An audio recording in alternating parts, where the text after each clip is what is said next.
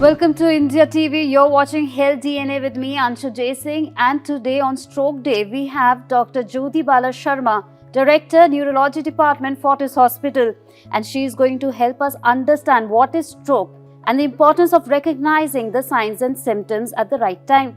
Welcome, ma'am. Thank you. Ma'am, what is stroke? This is a very good question. Brain stroke or heart attack, both are similar. If same thing happens in heart, we call it as heart attack. If it affects brain, we call it as brain stroke. Brain stroke occurs when blood supply of brain is interrupted. Right? When the moment blood supply of brain is interrupted, brain neurons, they do not get oxygen and nutrition and they begin to die. Every minute, almost millions of neurons are lost. And as we lose time, more and more neurons, they die. And our brain control all bodily functions. So the bodily function controlled by that part of brain is lost. And that is what results in brain stroke. And what are the different types of stroke? There are two types of stroke. One is ischemic stroke, when the blood supply is interrupted by the clot. And the other type of blood stroke is hemorrhagic stroke. Hemorrhagic stroke when the blood supply or artery, it leaks and there is hemorrhage into the blood. That is called as brain hemorrhage or hemorrhagic stroke. Ma'am, what are the warning signs and what are the risk factors that we can also, and how should we manage these?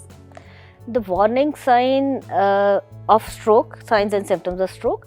To recognize stroke, there are certain signs and symptoms. Like as I told you, the brain control all bodily functions. So right side of brain controls left side of the body and left side of brain controls right side of the body.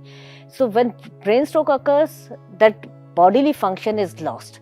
So we can recognize those functions by facial droop, arm droop, slurring of speech and other functions of body like blurring of vision or giddiness. All these could be symptoms, signs and symptoms of stroke.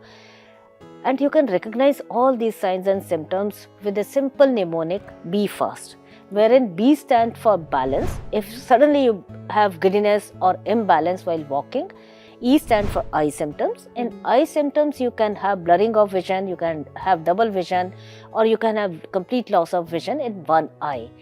And F stands for facial droop. If you have facial asymmetry on one side, this could be a sign of stroke. And A stands for arm droop. And S stands for speech. If you have slurring of speech, difficulty in comprehending speech or speaking, this could be a sign and symptom of stroke. And T is very important component, time. Time is very important in the treatment of stroke. If all this has happened within 4.5 hours, and this patient should be rushed to nearest hospital for emergency treatment. So another simplest way of recognizing signs and symptoms of stroke is Indian greeting Namaskar. And if you say someone Namaskar and you feel that smile is not equal on both sides, or patient is not able to reciprocate Namaskar and there is difficulty in speaking or there is difficulty in lifting arm, 80% of signs and symptoms of stroke you can pick up this way. This is the simplest way. Ma'am, what are the risk factors? Like what could be the possible causes? Possible risk factors can be divided into two main categories, modifiable risk factors and non-modifiable risk factors. Non-modifiable risk factors are advancing age, male gender and certain ethnicities. They are more prone to stroke.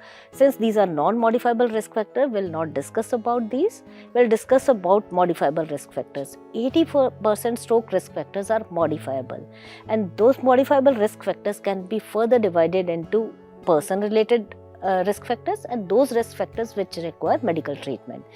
If you ask me about the modifiable risk factors which can be handled at individual levels, those are physical activity and healthy eating habits, smoking, excessive alcohol intake and weight. If all these factors are within range, you can largely control the risk of stroke.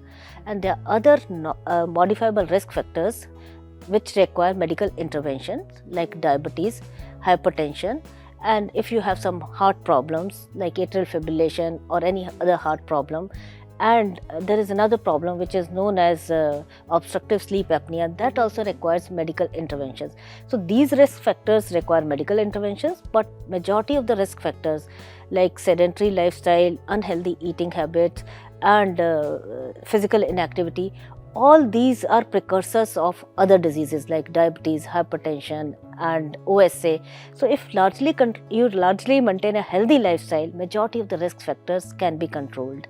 80% of the strokes are preventable if you work on these risk factors. Ma'am, what are the treatments available?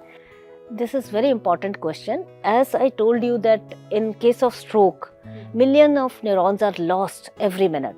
So time is very important in the treatment of stroke. If a patient of stroke receives clot busting treatment within 4.5 hours, majority of the symptoms can be reversed and patient can lead independent life. And on the other hand, if you do not receive timely treatment, there is a high risk of death and disability, and you are dependent on others for your rest of life. So time is very important in the treatment of stroke. If it is a ischemic stroke or stroke because of the clot, if you receive clot busting treatment within 4.5 hours, which is known as golden period, so that is the best treatment option for these patients. So when talking about golden hour, why it is crucial also if we have crossed that time limit of golden hour, what are the available options, then what should we do? You are very right. Sometimes most of the patients, they are not aware about the stroke, and sometimes they come after 4.5 hours. If they come to us after 4.5 hours, certain patients can be offered mechanical thrombectomy, but only selected patients can be offered mechanical thrombectomy. In mechanical thrombectomy, just like in case of heart attack, we do the angiography and angioplasty. Same thing is applied to brain. You directly access the clot and retrieve it mechanically. Though the offer of mechanical thrombectomy can be given to the patients up to 24 hours, but only in selected patients. As I told you that every minute we lose millions of neurons. Earlier is better.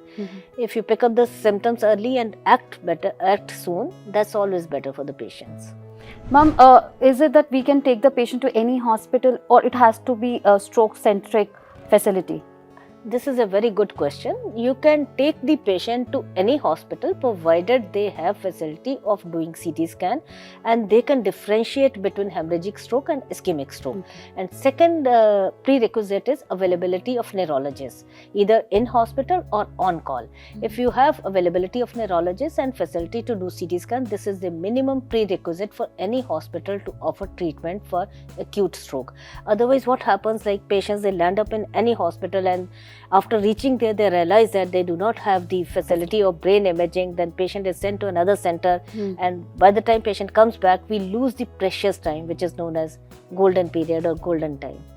Ma'am, how common are stroke these days, especially among youngsters? Do you see that there are cases rising in youngsters? Yeah, this is a very good question. The case, whenever we discussed about stroke, we always had the image of elderly person in 60s and 70s. But these days, like we are seeing very commonly, stroke is affecting young people in their 20s, 30s and 40s. And incidence of stroke has risen by 40 to 50% in youngsters. In our center only, we treat 25 to 30 people of young stroke every year. So there is a rising trend of stroke in youngsters, and this is because of rising incidence of other diseases, lifestyle changes and diabetes, hypertension, heart diseases, obesity, smoking and alcoholism. There is an increase in incidence of all these diseases, and that in turn leads on to increasing incidence of stroke in youngsters. Ma'am, what could be the long-term consequences of stroke? Long-term consequences of stroke, if not treated within time, person can be disabled for rest of the life, or there is a high incidence of death. Unlike heart attack, where the presentation is very dramatic, you have pain, stroke is painless and presentation is not very dramatic. That's the reason most of the patients are not aware about the golden period or period of 4.5 hours. And majority, if you talk about world over, only 1 to 2% of the people, they come within that window period of 4.5 hours. Rest of the patients, they do not come within that time period, and they do not receive timely treatment.